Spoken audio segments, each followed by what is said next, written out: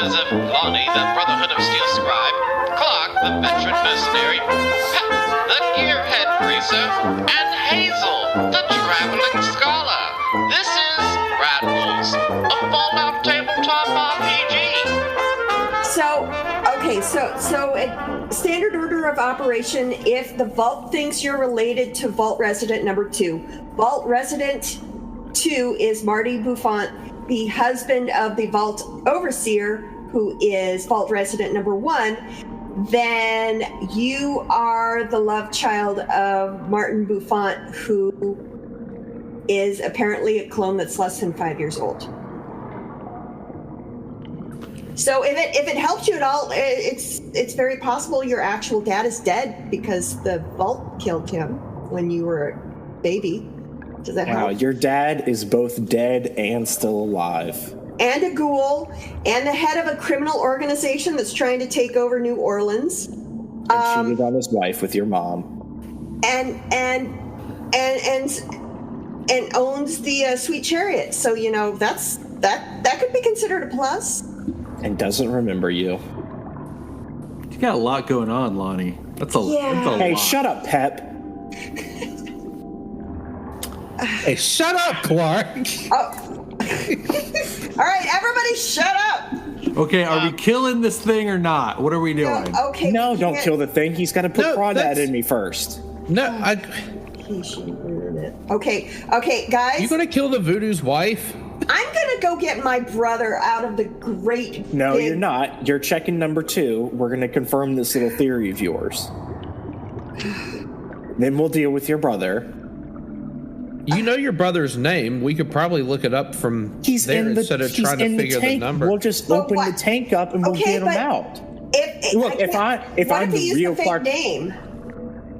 We don't have a diving suit for him. Wait, he might have gills.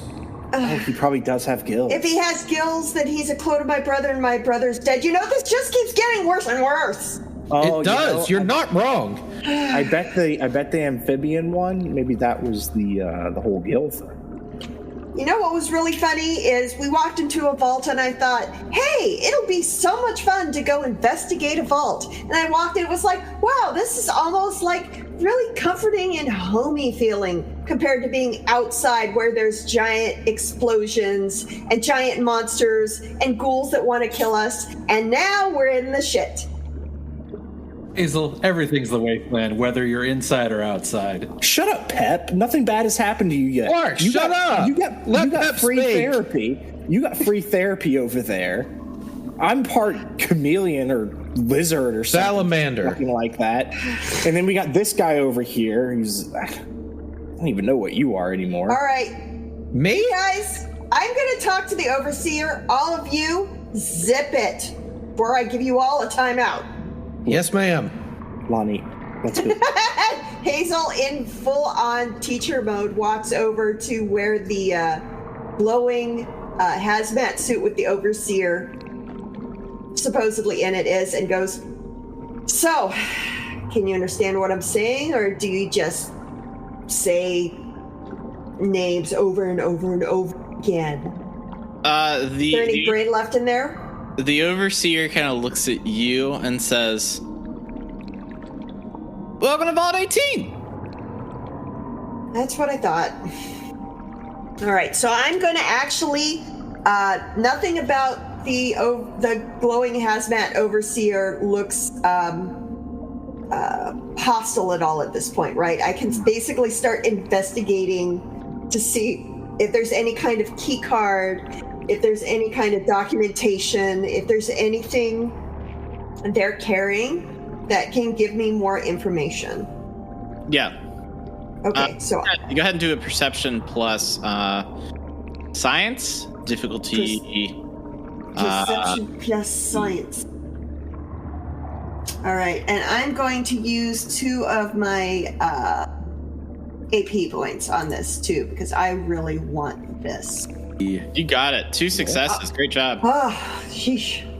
You managed to look through the kind of like what this it seems like that it is a glowing one in a hazmat suit. You can tell that from it. You know from the history of glowing ones that they are not they have lost a lot of mental facilities. They are not like the like ghouls that are not feral. Much like Lonnie's recent run-in with the glowing one. You find a override access key card that is kind of stuffed in the corner that the overseer had been sitting on. Give me that. And at this point, a voice in the intercom rings out and says, "Directive. Report to the overseer's office." Well, I think I found a key card to get into the overseer's office. I would like some answers. Yeah, me too. Also, Pep, I got angry. I'm sorry for yelling. I'm a little bit stressed about the whole. Sorry, Bonnie said it was a salamander. But I got a little bit angry, and I would like to go get some answers now, please. I mean, I guess you technically did go through puberty just now. I'm going, wow! Oh my god! I'm going to ignore that from the man whose dad is currently 5 years old. And I would like to go get some answers. So, Pep, please, if you could lead the way in the power armor, I think that would be great for everybody.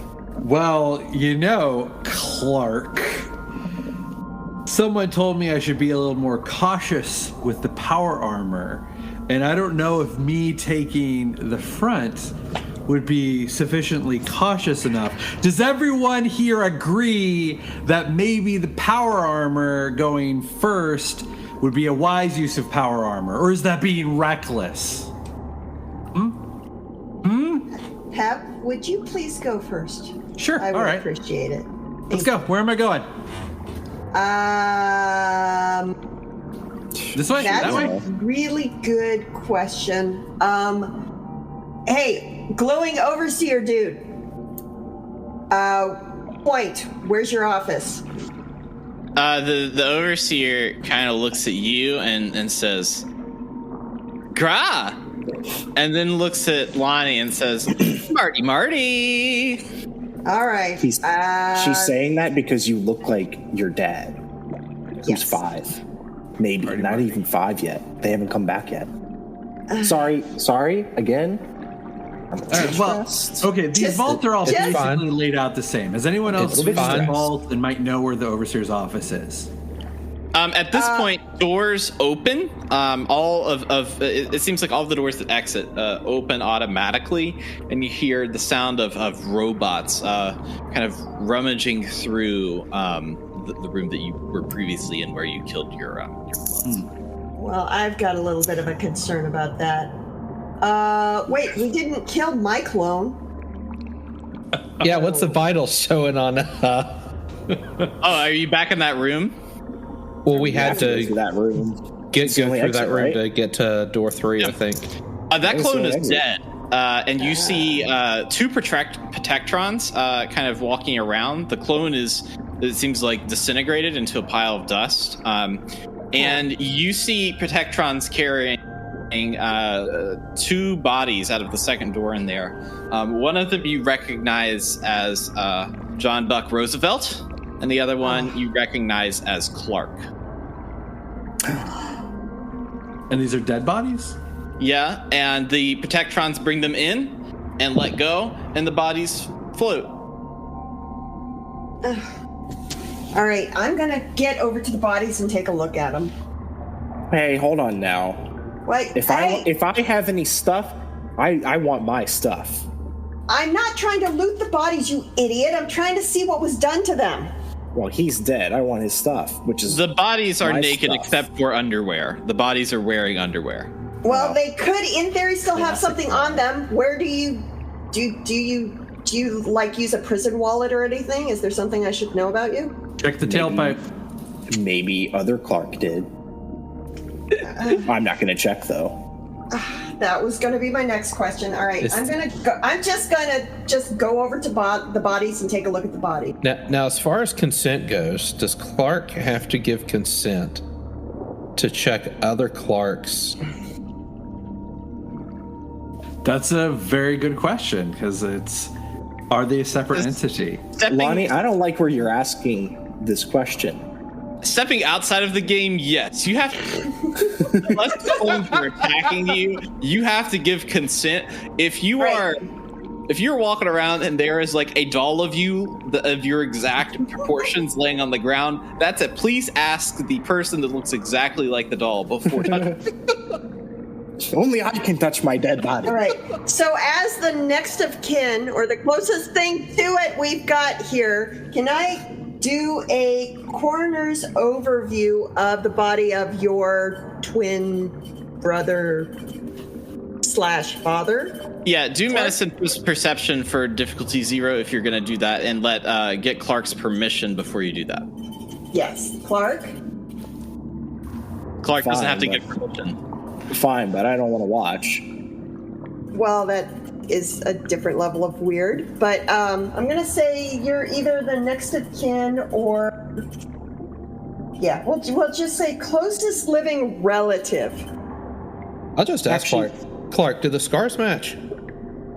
Do the scars match, DM? That's actually a really good question. Do the scars match what? He has... Clark knows his body. He knows... He's talked about his scars before. Yes. The scars match to him outside of anything he has gotten... Everything that he has gotten before the game started, he still has. Everything from when Hazel pierced his heart, from where the hands used to be a little scarred. Everything is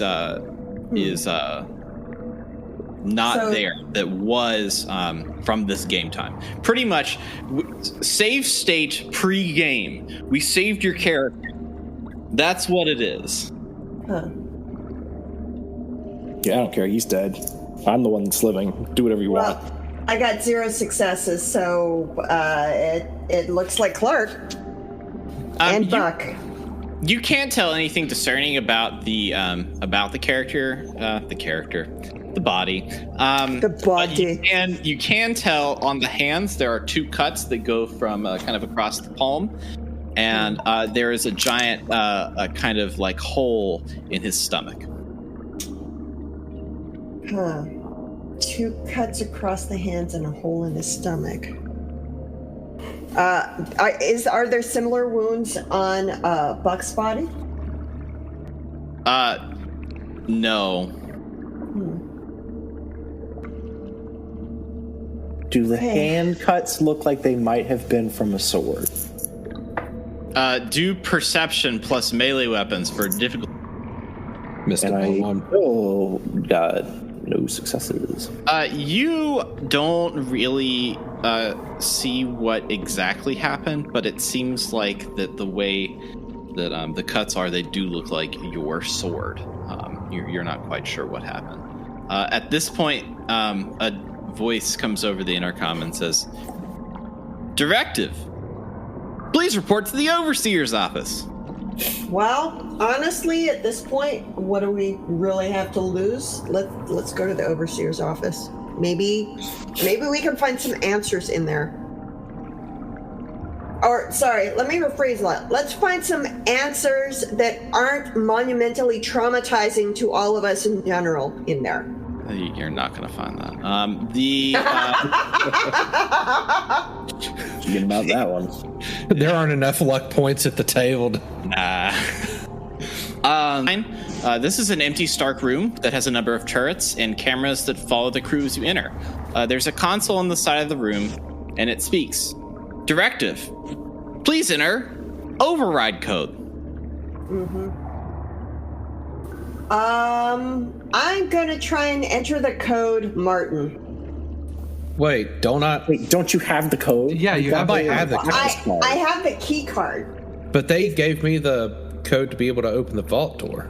You're right. You're right. I'm not gonna put in Martin. I'm gonna start to and then go, wait, what? Let me... Oh, yeah. Oh, Yeah. Let sorry. me try that. Distracted. I guess I'll go over there at a brisk pace, seeing as how these turrets are probably like trained on me. Yep. Yeah, And, we should probably be ready, guys. Yep. I'll Clark is standing behind the guy in power armor. Power armor is between him and the turrets. Yep. Okay. I'll plug in. Okay, great. So you enter the Overseer's code, and now it says, directive, please enter override key card. Got it. So, Hazel's going to put the override key card into the computer. I assume it's a pretty obvious slot that it wants me to swipe it. Yep. So you input that into the computer. At that point, the turrets deactivate and the cameras go away, and the door opens. And you all see a set of stairs, and you go up the stairs. And you enter the Overseer's office. A giant tank with green liquid sits in the center of a room that looks like the executive office. The tank is floor to ceiling, and there's a floating brain inside of it connected to wires. A ring around the tank descends from the ceiling as 4 mechanical arms extend from it. A voice speaks up. Definitive statement. Your arrival was not in my calculations. Recalculating. Greeting. Hello. You have made your way to the Overseer's office in Vault 18. My name is Marty. It's a situation to meet you. Waiting for a reply. And Hazel just kind of looks over. Mayor? Lonnie, I think we found your real dad. Yeah, Lonnie. I don't agree. I don't see the resemblance. I reject your reality and substitute my own. Calculating. Unexpected outcome. Greetings. Marty. Error. Recalculating. Greetings. Lonnie. Shit. That's not good. Hello. How are you? Directive complete. Happy to be assisting. Assisting all. Assisting you.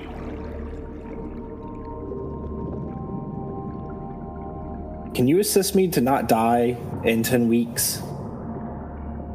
Calculating. Time of death. 8.4 weeks. Cause of death. Radiation. Huh. Wait, that's not natural causes at all. Your answer is unacceptable. Yeah, can we Calculating. push that out to at least like 8 years? Calculating. Resident Hazel. Perceived death. 8.4 weeks. Cause of death. Radiation. Ooh.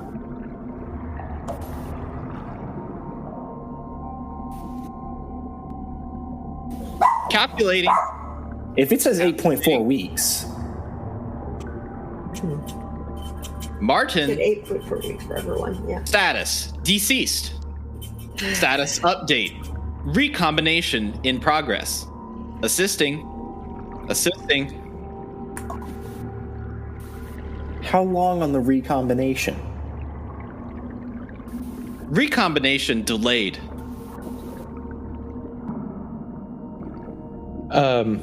Overseer, what's details concerning a radiation event in 8.4 weeks? Gulf Entity Directive complete. Gulf entity occurs in 8 weeks. Gulf entity.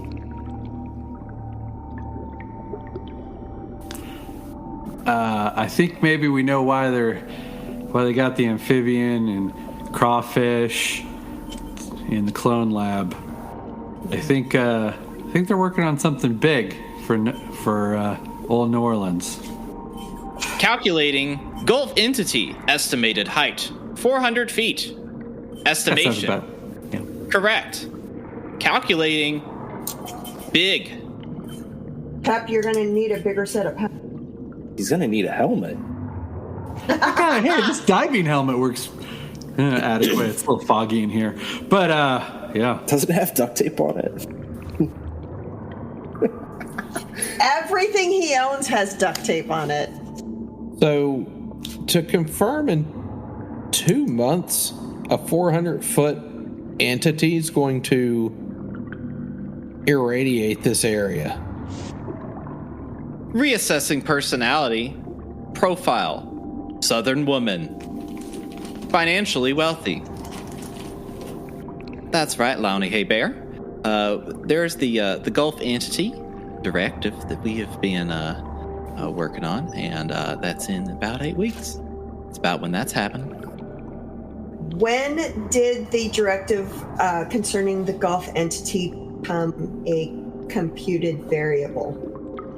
The voice speaks, says, on September 5th, 2262, Special Clone Operation convenes. It begins Gulf Directive, and Special Clone Operative Marty is attached to Vault computational power for increased calculator.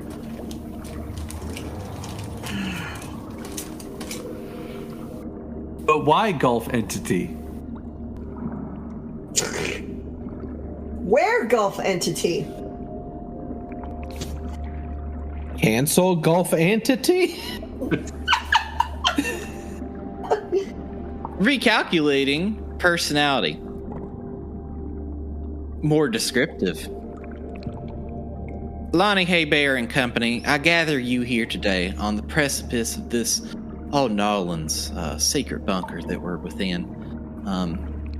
You see, the special clone operation defined a Gulf entity. Now, that is a giant unidentified life form.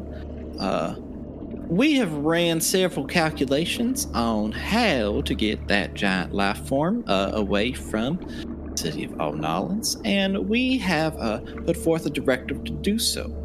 That directive had to change when all of our calculations showed that Gulf entity would destroy absolutely everything.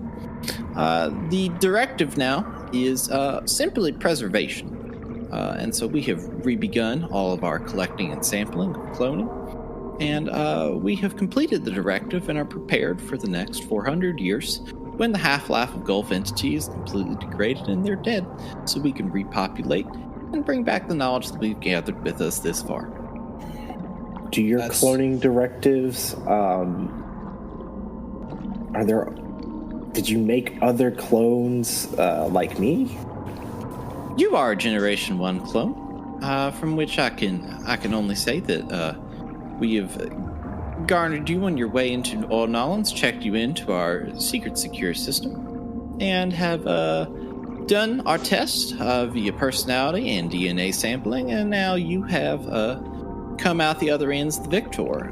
We have deleted your memories and given you a tape to work for our facsimile called the River Crawler Caravan.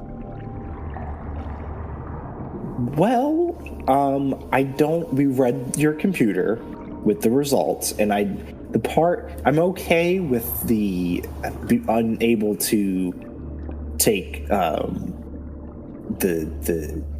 able to regrow limbs and stuff. I think y'all did a great job there. That's, really hats off to you. But now there was a part about only living for like 3 months, and that part I didn't like as much. So, could you just go into a little more detail about that and why the fuck you did that? So you didn't like the way that we talked about that, right? I didn't like that I'm going to die soon. Recalculating personality, music promoter. Well, you see, Oh, fuck. you see, Clark. The thing is, no.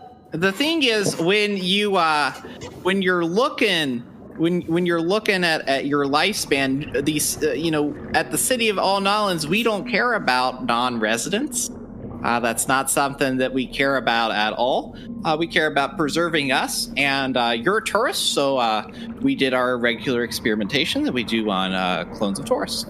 This tourist is about to smash open your case and destroy whatever the fuck you are. If you would like to recalculate your personality to respond to that information. Recalculating personality. Personality recalibrated. Reckless Raider. Well, I'm sorry you didn't really like that. We'll just have to come up with another way of presenting the information to you. I hope that we've been very accommodating here in Vault 18 for all of your particular needs that you have wanted. We're very happy to do whatever you need. We've completed our directive. We've secured the preservation, but we did not expect for you all to override the tests that we were doing here. The operation is complete, but this entity does not really understand your purpose and is recalculating variables based on your presence here. Do your calculations concerning the Gulf entity include the involvement of the Brotherhood of Steel? Special clone operation was given to the leader of the Brotherhood of Steel, and he's been working with us ever since. They are 100% prepared for the arrival of the Gulf entity. Who else is working with you? We fall under the umbrella of the Special Clone Operation, me and 6 other members of the Special Clone Operation. You got names for it? Yeah, I have names for all 7 of them. Our names are Marty Buffon. All of your names are Marty Buffon. Correct. Do you want to know more about Special Clone Operation? I would really like to know what's happening with the corpse of my brother downstairs. And I would like the answer to be a really good one. And I hope for your sake it is. Traveling nomad Martin was apprehended by New Orleans preservationists / voodoos and brought into the vault. And we just happened to recombinate him. He passed his test, and we sent the clone on his way. Unfortunately, clone is dead. We are awaiting recombination until we get an exact detail on why the clone died. Okay, Hazel, do you want to just burn down this entire city? I'm thinking it's not a bad idea at this point. Yeah, we should definitely. You know what? I would love to. I would love to. I just. Wait, one question, actually, before we consider killing you, because, I mean, at least that's what I'm thinking. I don't know about these Pep and Manu over here, but I think we're on the same page, Hazel. I prefer to think of it as recombining you with the DNA of a blender. Yeah. Yes. Now, before that, my question is, if the recombination of her brother, is that also going to have a 5-year time span on the clone? Recombination calibrating twisted muscles. I've heard of something like that before.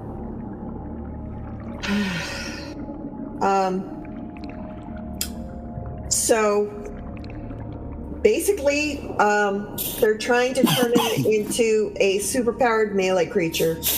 And if what's left of him, if I take him out of the tube downstairs, I don't ever get back my twin brother.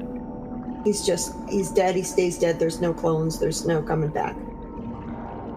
And I don't know if that would be the best thing to do in this situation or not. Hazel, everyone that's been cloned has had their memories wiped. And I'm not sure how that process works. Memory wipe. Would you like to know more? Yes, absolutely. I would like to know more. Assessing personality. Teacher voice. When clones are born in the vault at a wee little age, they are absolutely hostile to their counterparts. So we have developed a code word we call Mardi Gras.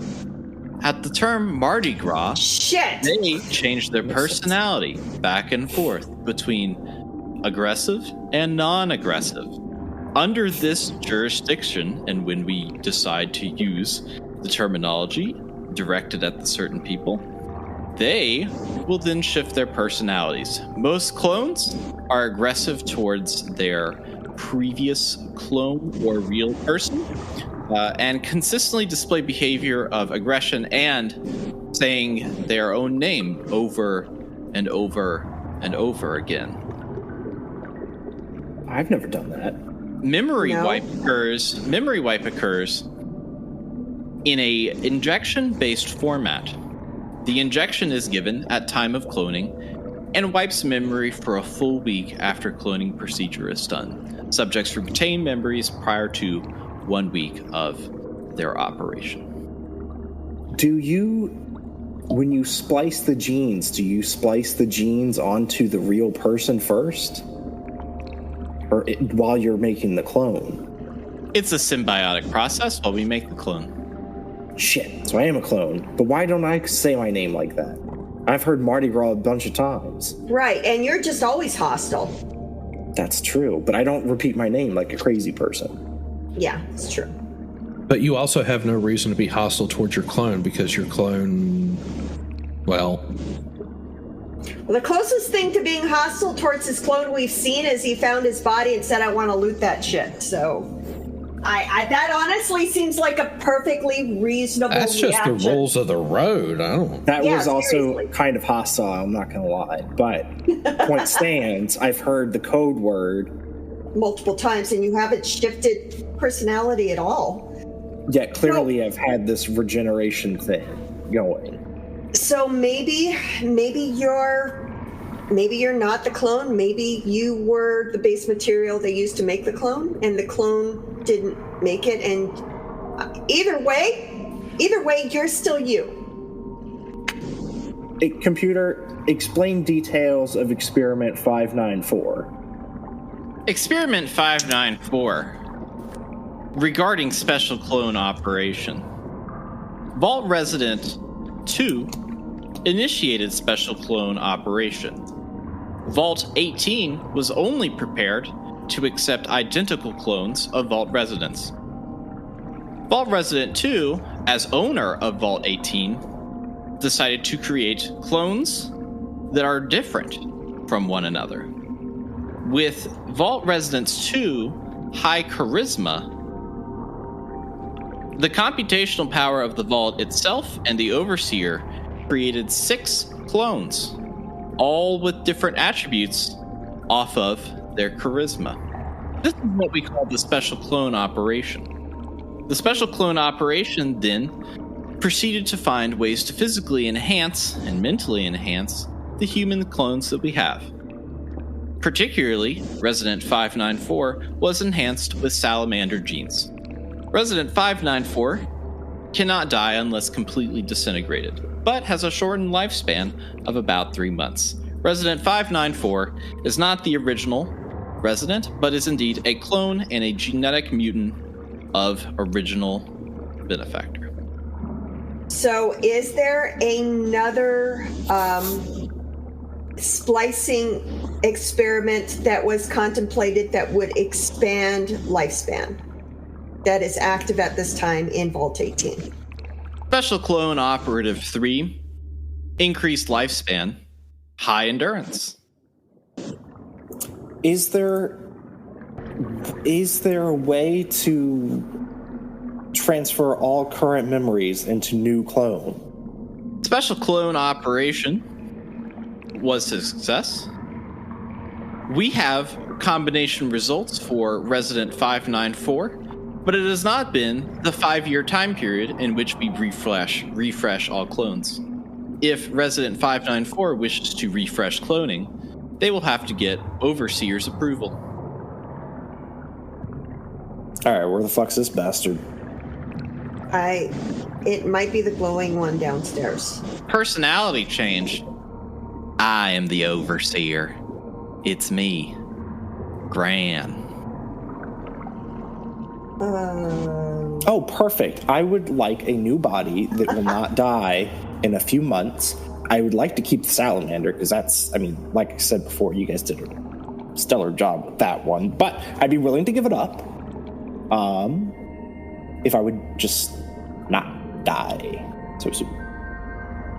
Confirmation Please, needed. Yes or no? Confirmation needed, yes or no? Why do I feel like if I say yes, I'm going to die instantly? Is that a thing? So, Overseer, I appreciate your help, and I am excited about the future experiments that we are about to participate in, especially Clark, who seems very enthusiastic about the idea of getting an upgraded body in order to help with the future event that's about to inflict itself on New Orleans. But as a warning, if we do not get Clark back as part of our action team you see in front of you right now, I am going to boil you to a fine white paste and spread you all over these walls. Addendum added.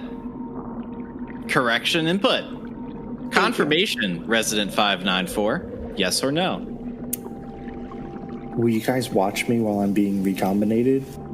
I won't leave your Make side. sure anything goes wrong. I mean, you got to recombinate your brother. I still think you should do that, by the way. I still don't know if it's my brother. Genetically, I don't actually know if I am me. And it sounds like he would have his memories prior to what happened and just the first week of I guess, recovery. He wouldn't have the memories. I mean, it's an opportunity, but I understand this feels a bit unnatural. Computer, explain high endurance experimental results and complications. Special Clone Operative 3, high endurance. Clone of Marty Buffon. Endurance ranking incredibly high. This individual has been recombinated based off of Marty Buffon genetic code and given incredible endurance. They cannot be harmed by any object or anything from the wasteland or any other entity within it. Are there complications for this one? There is no complication for Special Clone Operation. How long will the process take to reconstitute a body for Clone 594 with the parameters of Clone 3? Error. Unable to cross human genetic code against Prime Directive. Prime Directive set by Marty Buffon. All right. So, Clark, Was he setting all of these directives? He wasn't the... Well, it sounds like I could go back to having a normal body. Well, I couldn't, but a Clark could. And So, Clark, we have a little bit of time on this. Not a lot, but we have not some a lot time. of time. I'm changing my opinion, and I would like to keep the brain alive for the time. Okay. So let's. But Marty Buffont's a different story. Confirmation. Yeah. Keep alive. Confirmation. Yes. Confirmation Yes. accepted. Clones releasing. Clones releasing to Wasteland. Clone genetic material released. Thank you for your confirmation. Have a great day. Oh, I That don't see- doesn't I sound don't good think I at agree to all. that. That doesn't sound good at all. I don't feel like that's at That- all what I agreed to. That's not. Well, I think it's a great Calculating. new world. Calculating unidentified threats. Needed to take prime directive action in order to ensure Gulf Entity operation success. I would like to stress that I am on board with your Gulf Entity problem, but I would have to live long enough to help with that. So I'm still a little bit hung up on that. And I don't know what you just did, releasing clone genetic material into the wasteland. It kind of seems like something I don't want to get too many details about, if I'm quite honest. Processing. Happy to provide details. No, I feel like the less I know, the better. Well, I feel like we need to know this. No, we speak for need to know. yourself. This is a need to know for me. Plausible deniability. You guys didn't say yes. No, but I didn't say no either. So I guess it's kind of on us. I think there's going to be some messes. Releasing clone genetic material. No, Resident stop releasing 594 genetic material. Gross. 594 through 598. Clone entities above ground. Oh no! Did it just- We didn't ask for that. Oh guys, he just. Tribe released 594 genetic makeup. Genetic makeup of clone 594. Exact clone of original resident 594. No alterations made per request and addendum. Oh shit! Following addendum and prime directive. Great success. And it gives a little smiley face. So that me will be living, but is going to want to kill me. On. All you gotta do is say Mardi Gras to get all pissed off. We've established that. I have a very, very difficult moral dilemma of, do I kill the me that actually has a chance to live in order to keep myself alive? The answer to that is you are the only Clark. You are the only Clark we've ever known. We would prefer to keep you alive.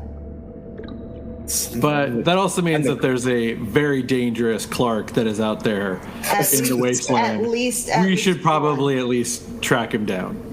Well, you have my full permission to waste clone Hazel on site if you can. There's so much more for us to do here, but this is going to take us so much time right now. I feel like Okay, spitballing an idea, Clark. If we could find your clone, manage to get him unconscious, we might be able to do a memory transfer. Computer person, is that possible? Are you talking to me? Is that? Yeah. You're the computer person, yes. Yeah. Okay. Computer person. Yeah. Let's. I don't know what voice you were just using. A memory transfer to Yeah. the new clone if we can catch him. Processing personality. Brotherhood of Steel Initiate. Yeah, Oh, if you brought them back to Vault 18, we could just kill the old guy and keep the new guy and get the genetic material from the. You get what I'm saying? The process would need to happen here. But here's the thing: you all aren't gonna be allowed here anymore because of being an unidentified threat. You get what I'm saying? Yeah. I suggested this a while ago. We can do a brain transplant. I'm sure we can find a Mr. Handy that can do that. It's not that simple. See, now here's the issue. You keep saying unidentified threat, and I feel like we're about to be a very identified threat. If you keep saying crazy things like not allowed back and you can't do a brain transfer and things like that. You pick up what I'm saying? Bro, I totally get what you're saying. I get what you're doing, but we're gonna have to. I mean, I'm gonna take this vault out to surf pretty much after you guys leave. I'm just being courteous until, because you guys are unidentified threat and all. I am curious what you're gonna do with the Gulfinity operation, which is a big old word. I know that's a big old word. I feel like if I'm going to die in a few weeks, I'm going to kill you on my way out. If I'm going to stop splitting hairs and just say that. I can actually, I can confirm that if he doesn't feel like he has anything to lose, he will burn this place to the ground on the way out. And considering what you did to my brother, I'll help him. And I would like to point out that you engineered me in a way that I cannot die from critical injury. Before Calculating. You say, Resident 594 can die of disintegration. Calculating. I would like to see you try.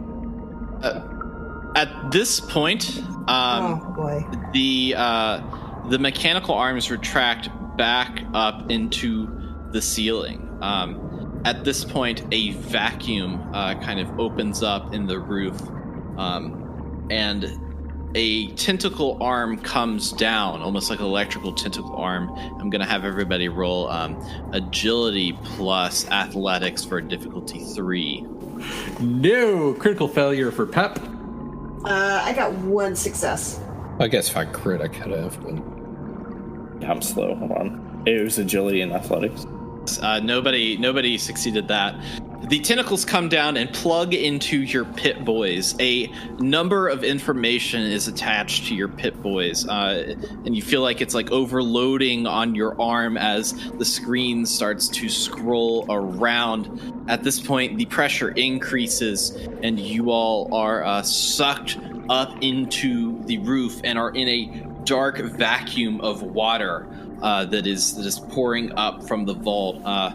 And as you exit, you kind of like plaster yourself against the top of a wall where all the pressure is building. At this point, that portion opens and releases, and you shoot out the crack of it and land in an unfamiliar place at first. But then you realize that you are back in the carousel bar. Balls, what the hell just happened? All right, where the fuck's Marty? As you wake up, you realize that it is raining outside. At this point, you see Marty Buffont, the leader of the Voodoos and the one that you have struck a deal with, standing outside in the street with a satch gun in his hand as he disintegrates the head of Ella Fitzgibbons. An entity enters the bar, and you recognize this entity as Madame Malavance. There is darkness. From above, a street light shines on the street. A boot hits a glossy puddle as a hooded man sets a baby covered in a burlap sack on the street. He pulls a cup from his pocket and places 2 objects inside of it. He slams it to the ground beside the baby. Pulling up, the cup reveals 2 small dice that read 1 and 1. Snake eyes. The hooded figure quickly looks back and forth and begins to sprint away. In the same scene, a car races down the street, shooting flames from the exhaust. A kid sits behind the driver's seat, gripping the wheel of a makeshift race car that's barely holding on. A dog races into the street, and the boy hits the brakes, sending the car into a tumble mid-air.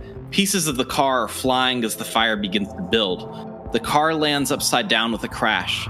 The boy scuttles from underneath with a sense of worry and races into the dark, vanishing. The unharmed dog walks to the swaddled child and licks his forehead. In the same scene, a figure runs down the street wearing Talon Company mercenary armor. He stops to see the child and draws his sword. From the puddle, a figure in a diving suit emerges and locks swords with the Talon Company merc. The clinking of swords echoes down the street as the Talon Company merc knocks the diving suit clad human to the ground. The diving suit human holds his sword up to meet the merc. The merc stares him down, chuckles, and falls on the sword. Stars light up the night sky as a covered wagon pulls down the street. Wind blows the cover off to reveal a small girl sitting in a circle of books. The girl leaps to her feet, jumping off the cart, grabbing for the cloth in the wind. She races and manages to pluck it from the breeze. The cart is moving faster and faster away as the girl tries to race back. She stops short as the stairs swirl above her head. The breeze wraps the cover like a cape around her. The kid racer runs back down the street. He stops to pick up the swaddled baby, while the girl in the cape hurries to check on them. The man in the diving suit stands and stumbles towards the three of them. Trains pass left and right down the street, adding to the swirl of the night. Their lights pass back and forth, illuminating the edges of the black sky. 2 yellow eyes pry open that sky as a yellow fire begins to cascade down from the stars.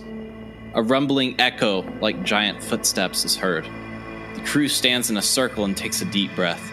They close their eyes, and in a flash, the train and people disappear as fire blankets and destroys the streets. And with this vision, Madame Mellivance lets go of her temples and falls to the ground.